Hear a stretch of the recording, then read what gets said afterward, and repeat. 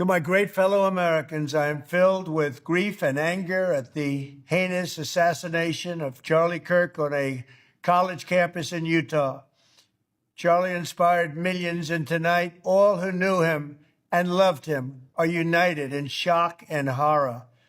Charlie was a patriot who devoted his life to the cause of open debate and the country that he loved so much, the United States of America. He fought for liberty, democracy, justice, and the American people.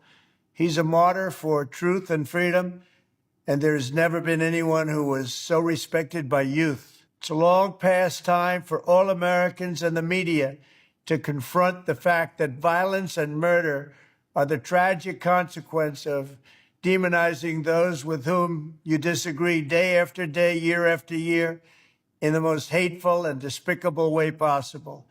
For years, those on the radical left have compared wonderful Americans like Charlie to Nazis and the world's worst mass murderers and criminals.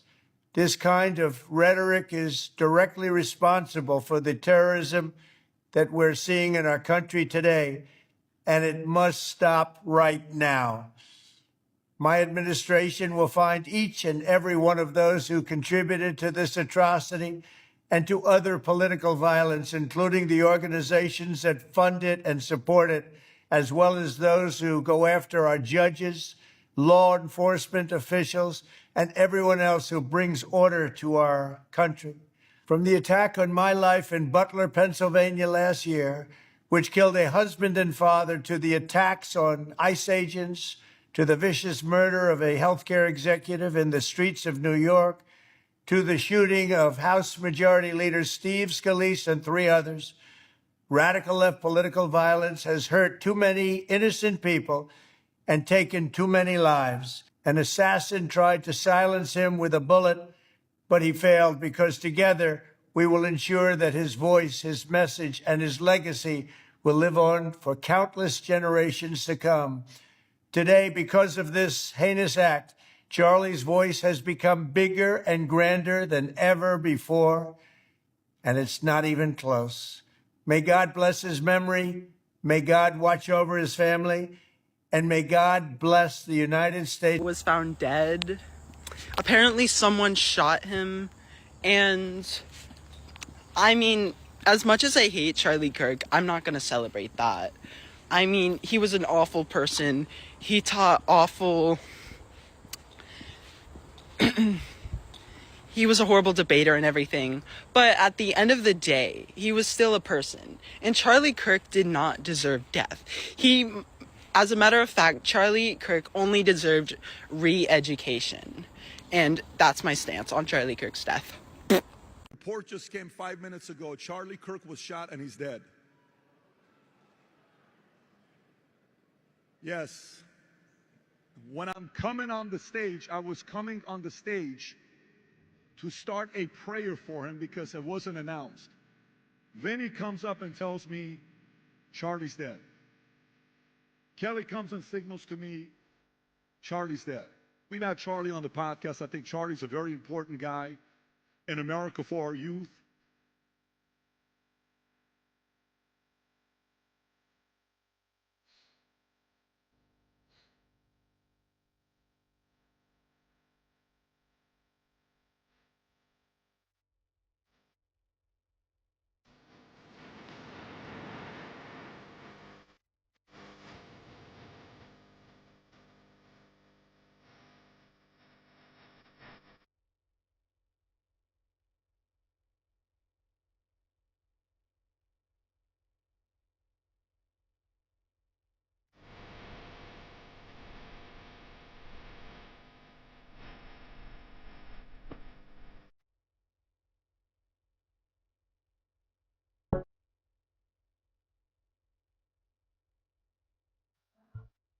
Oh, it's weird. I mentioned his name yesterday. Do you remember? Yesterday I said Dylan was watching his debates the other day on his own. And a story like this takes place. We're in the back. I'm like, you got to be kidding me for a story like this. Beautiful family. By the way, forget about political differences. Some of you guys may not like the guy. Some of you guys may like him. But an event like this, You look at the top 15 things that are trending right now on X. Look at them. The last thing we need is things like this to raise the temperature. Breaks my heart. Young man, 31 years old, family. And when you see events like this, you know what it does? Many people react in a place of fear. Security's in the back. Do you want to hit the stage? Of course I'm going to hit the stage. What do you mean? Dude, this is not how we roll. You think America accidentally became the greatest country in the world? You think this happened because we didn't have courage? You think this happened because we didn't have to fight? You think this happened because the leaders, the founding fathers were scared? No. We're the luckiest people alive. But in moments like this, we can either get our temperature to go high, lose our cool, react accordingly, or we can calm the nerves down, become examples and leaders. So I have high schoolers that were in school today when they found out about Charlie Kirk's assassination. And when the class found out, the majority of the students started cheering. And then the teacher said, well, he was kind of a bad guy. I am so angry right now. No teacher should be pushing that type of hate in a classroom. Sitting in a classroom and you are listening to your students cheering when somebody was murdered. In a government class, by the way. And that's your message? That is the problem we have here in America. And that is the problem that we have in the school system. I've had issues with this teacher prior to this, and I've bit my tongue because she's one of my daughter's favorite teachers, and I didn't want to cause any problems for her. But I need to let my feelings subside, and then I need to decide what I'm going to do, but this is not okay. And that is not what we should be saying to children. The conversation should have been, we don't all have to agree, and you don't have to like what he says, but you should never celebrate somebody's murder because they think differently than you. We no longer live in a society where we can have political conversations and still respect others' views. We are dealing with a radicalization that is so beyond hateful, and it has to stop. This could have been a great teaching moment for a government teacher. Do your research and get grounded in your views so that you know how to debate the things that you stand for. Because being able to coexist with people that don't align with you politically is a necessity in society, and it makes for good governance. I'm hoping tomorrow I have some more clarity on how to approach this situation, but it needs to be addressed. Charlie Kirk was assassinated in cold blood yesterday, in front of his wife and beautiful children, college kids, and the world. And the responses to his death? Well, the right, they didn't go out and burn down cities, riot, terrorize neighborhoods, or loot. No, they had held vigils. They hugged each other. They opened Bibles. And the left, they celebrated a man's death because they disagreed with him. It was ugly and disgusting, and I can say that we are not even close to the same. We are worlds apart. We would never celebrate anyone's death, no matter what side they're on. A human life was taken. It doesn't matter about their politics or what they say. You don't take a human life. Debate him, but since you couldn't, you had to kill him. Rest in peace, Charlie. We are all gonna take it from here.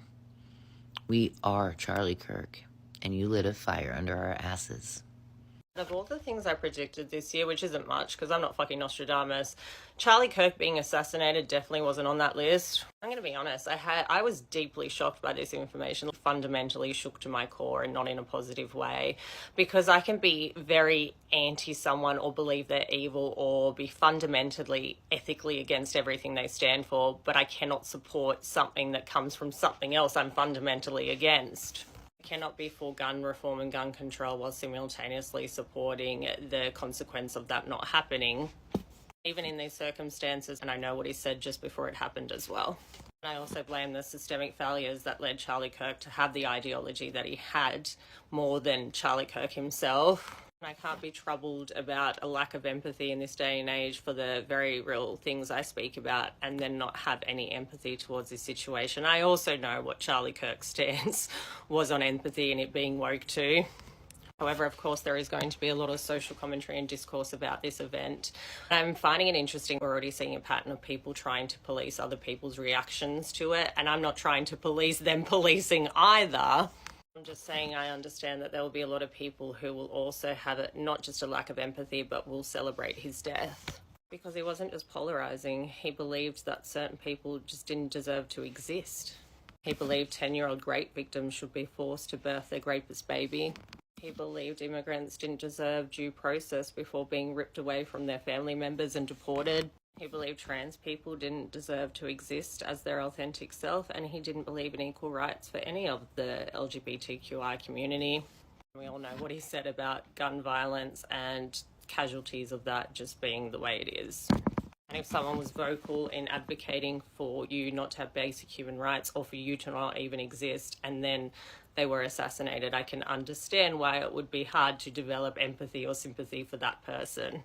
People are going to have very valid reactions to this, especially if they do come from one of the minorities that were impacted the most out of Charlie Kirk's ideals. And I think we just need to accept that. And maybe we should be more angry at the system that allowed this to happen in the first place. That's all. If anyone in the sound of my voice celebrated even a little bit at the news of this shooting, I would beg you to look in the mirror and to see if you can find a better angel in there somewhere. I don't care what his politics are. I care that he was an American.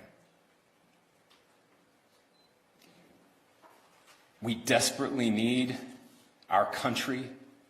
We desperately need leaders in our country. But more than the leaders, we just need every single person in this country to think about where we are and where we want to be. I will say Gavin Newsom tweeted this out. The attack on Charlie Kirk is disgusting, vile, and reprehensible. In the United States of America, we must reject political violence in every form. That's right. There are news outlets reporting the worst right now, Glenn. I don't know what I'm waiting for before I report it. You know, I trust Just the News. I trust Deseret. What are we waiting for, like, the AP to say it? We don't trust them more than we trust these. They're reporting that Charlie has died. That he's dead. At the age of 31.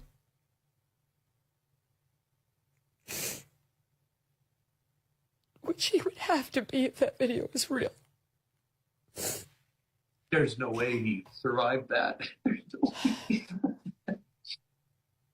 The only good thing is, it had to have happened quickly. Right. Right. If you see the video, you do not see any suffering. No. He appears to have been spared the horrific moments after that the girl on the Charlotte train wasn't, when she knew she was dying or she knew something terrible had happened. I don't think Charlie... Hi guys, welcome back to my YouTube channel. I am your lovely host, Beryl. Thank you so much for being here. Please subscribe. And breaking news, you've heard that it has actually stunned America. Conservative activist Charlie Kirk, who is the co-founder of Turning Point USA, has been shot and killed during a public event at Utah Valley University, sorry. So, the shocking attack has actually left the nation searching for answers, while rumors and misinformation are flooding social media. So, what really happened here? What really happened?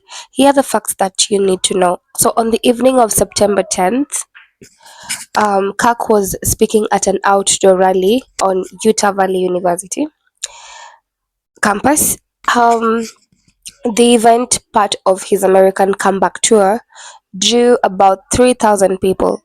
But as he addressed the crowd, a gunshot rang out. Authorities say the shot was fired from a rooftop overlooking the event. Kirk was struck once, and tragically, he did not survive. Just once, and he didn't survive, guys. So after an intensive day 2 day manhunt, the police actually were able to arrest a 22-year-old Tyler James Robinson of Washington, Utah. Robinson is now in custody facing murder charges. Investigators say he briefly attended Utah State University and a technical college, but he dropped out. Inside his apartment, they found evidence linking him to the attack. Some of the ammunitions reportedly carried disturbing messages, including one casing marked with the word "Hey fascist, catch." You see?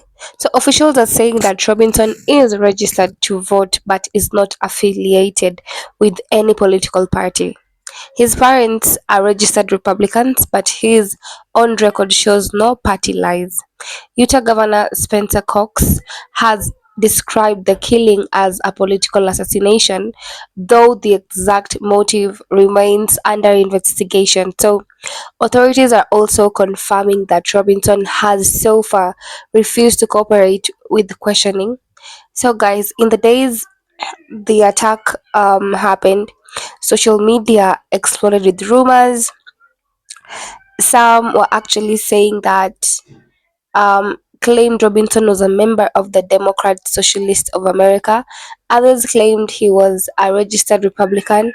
All of that has been debunked. He's not linked to either political party.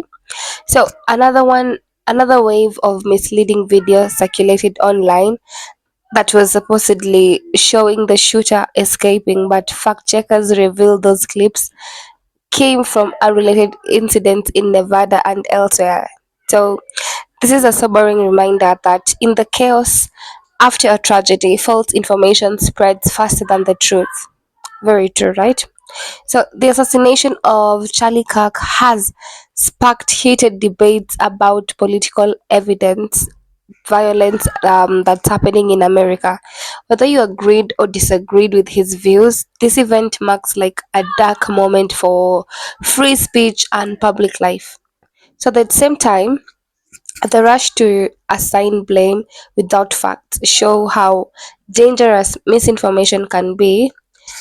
Live reputation, like it can ruin reputation, um, lives, and even communities that are affected when the truth is lost in the noise. So, guys, here's what we know for sure: that Charlie Kirk is dead after being shot at Utah University Valley. Tyler James Robinson has been arrested. The motive is still not clear, and much of what you've shared online, you've seen being shared online, some of which is false. So, as the story actually develops, one thing is certain, that America is left shaken, and the call for truth and accountability has never ever been louder than this. Remember, this Charlie Kirk was advocating for more guns in America because of this and that reasons well known to most people around him. Um, since he's dead, may his soul rest in peace. So people were like, some are against it, but how are these white people reacting to his death? How are they taking this information? Please feel free to comment down below what you think about this information, what you generally say. Like, people are in mourning. Some white people literally, like, the flags were half mounted, half raised, just to show the mourning. He was a family man, he was loved, he was cared, he had a wife, just two beautiful kids who are like, what happened, daddy? Like, it's just a sad moment for America. America has truly been shaken with the fact that the man who advocated for guns to be spread out, like, it's okay, it has now been killed by the same sword that he was advocating for. So, like America is in shock, is like truly in shock. Even Trump made an Oval Office statement on his death and all that information. Like, even in Africa, I mean Kenya, but that information really did hit me hard. I really feel for his family members and the kids and the wife. All I can say is Feel free to share how you feel about his death. Share your emotions. It's a free world. Please tell me, what do you think Charlie Kirk's death signifies in your life? What do you think you feel about this? Thank you so much. And please subscribe to my YouTube channel. I hope you have a fantastic, safe week. Bye bye.